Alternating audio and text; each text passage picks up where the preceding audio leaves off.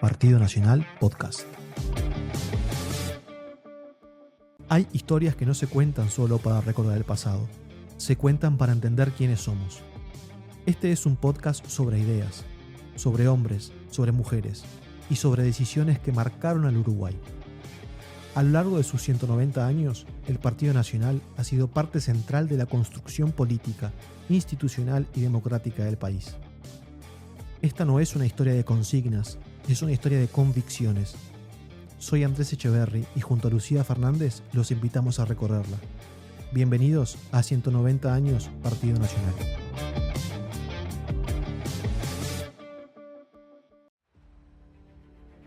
Hay hombres que nacen para ejercer el poder y hay otros, muy pocos, que nacen para pensar el Estado. Bernardo Prudencio Berro fue uno de ellos, un hombre de pensamiento y uno que cuando fue necesario, un hombre de acción. Berro nació en 1803, cuando este territorio todavía no sabía que sería un país. Fue testigo de los últimos años de la dominación colonial, del fervor del período revolucionario y de los primeros pasos hacia la consolidación republicana. Vivió el nacimiento del Estado oriental en medio de guerras, tensiones internas y disputas por la organización política del país. Tras la Guerra Grande, el Uruguay era una nación exhausta, instituciones frágiles, tensiones sociales, políticas y territoriales. Un país atravesado por el enfrentamiento entre caudillos, por la política de fusión y por el avance de la secularización. Un país que oscilaba entre la ley y la lanza. En ese escenario, Berro eligió un camino incómodo, el de la ley, el de las instituciones, el de la razón. Hijo de Pedro Francisco de Berro y de Juana Josefa Larrañaga, nació en Montevideo, pero su infancia transcurrió entre la ciudad y la chacra de Manga. Allí, en contacto con el paisaje rural y con un país que comenzaba a definirse, fue formando su carácter. En palabras de Mariano Berro, pertenecía a una familia que era del patriciado uruguayo y sin embargo él trabajaba su propia tierra. Incluso durante su presidencia seguía vinculado al campo. De hecho, el día que lo fueron a buscar para comunicarle que había sido elegido presidente de la República, lo encontraron arando la tierra. Y como no tenía vestimenta formal, fiel a su austeridad, una persona muy austero, muy del cuidado de sus bienes, de las pertenencias, y eso después lo trasladaba a lo público, por esa obsesión del cuidado de los bienes públicos, él no tenía ni siquiera vestimenta formal para asumir la presidencia, por lo cual pidió prestado una levita, que era una vestimenta típica de la época, para poder asumir el cargo. Fue su tío, el presbítero Dámaso Antonio Larrañaga, quien guió su formación intelectual. Desde muy joven fue un lector incansable. Leyó y recopiló textos de la Biblia, de Cicerón, de Montesquieu, de Cervantes y de pensadores modernos. Dice Mariano Berro. Y también vamos a destacar que fue un gran admirador de Alexis de Tocqueville, cuyas ideas sobre la democracia, sobre las instituciones y el equilibrio del poder seguramente influyeron después en su mirada de gobierno, porque la administración de Berro no solo se caracterizó por los cuidados de los bienes, por el orden, sino también por la apertura comercial. Tuvo una gran apertura y además tuvo procesos muy importantes, como por ejemplo la Revolución de Arlanart. Leía y escribía en castellano, en latín, en francés y en inglés, pero sobre todo pensaba cómo formar ciudadanos, no seguidores, no súbditos. Durante años, a raíz de dificultades económicas, trabajó en el establecimiento familiar de Casupá. Recorrió la campaña comprando y vendiendo ganado. Conoció de primera mano la vida rural, los pueblos pequeños, el sentir del peón y del gaucho. Esa experiencia marcó profundamente su pensamiento y su forma de escribir. Berro no habló del país profundo desde un escritorio, lo habló desde la vida. Berro fue un escritor prolífico desde su adolescencia. Escribió discursos parlamentarios y presidenciales, cartas, artículos periodísticos, ensayos y reflexiones sobre educación, sociedad y economía.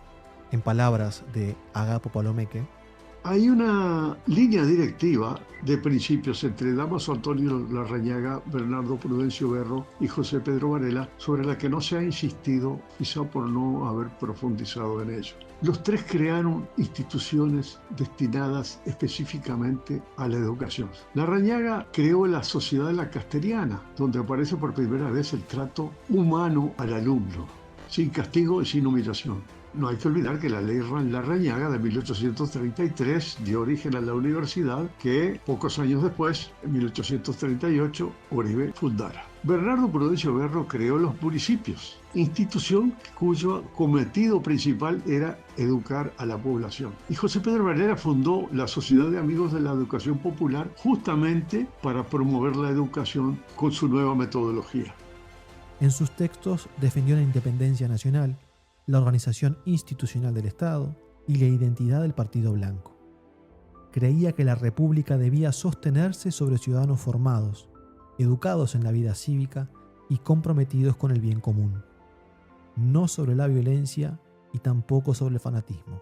El exdiputado del Partido Nacional, Agapo Luis Palomeque, nos aporta: Varela, Larrañaga y Berro se preocuparon de que la juventud tuviera acceso facilitado a la fuente de conocimiento. Berro y Varela se ocuparon de que la naturaleza de la educación que se impartiera fuera útil para la vida. Fue diputado, senador, juez, ministro de Gobierno y de Relaciones Exteriores. En el gobierno del Cerrito actuó como legislador y magistrado y se destacó por su capacidad organizadora. Impulsó la fundación de poblados, la instalación de capillas y la reivindicación temprana de la figura de Artigas. En 1860, bajo la Constitución de 1830, la Asamblea General lo eligió presidente de la República. 46 votos sobre 50, una mayoría abrumadora. Su gobierno se caracterizó por la racionalización de la administración y una clara posición anticaudillista. Impulsó la amnistía política, promovió la educación popular, modernizó el sistema aduanero, reformó la moneda, implantó el sistema métrico decimal, separó el poder civil del militar, fortaleció la justicia, creó pueblos, fomentó la inmigración, defendió las regalías del Estado frente a la Iglesia, gobernó sin caudillos. Berro gobernó con ideas. Pero el Uruguay de la década de 1860 era un país profundamente dividido. Intransigencias partidarias, conflictos religiosos, presiones externas de los estados vecinos. Berro creía en las instituciones cuando muchos todavía creían en la fuerza. El 19 de febrero de 1868, en Montevideo, Bernardo Prudencio Berro fue asesinado, degollado, paseado por las calles, enterrado sin ataúd en una fosa común. Tenía 65 años. Pero las ideas no mueren con los cuerpos. Bernardo Prudencio Berro dejó un legado profundo, no solo en las leyes que impulsó, sino en la forma en que pensó el Estado, la vida republicana y la convivencia política. Su legado puede resumirse con las palabras del profesor Juan Pibel Devoto.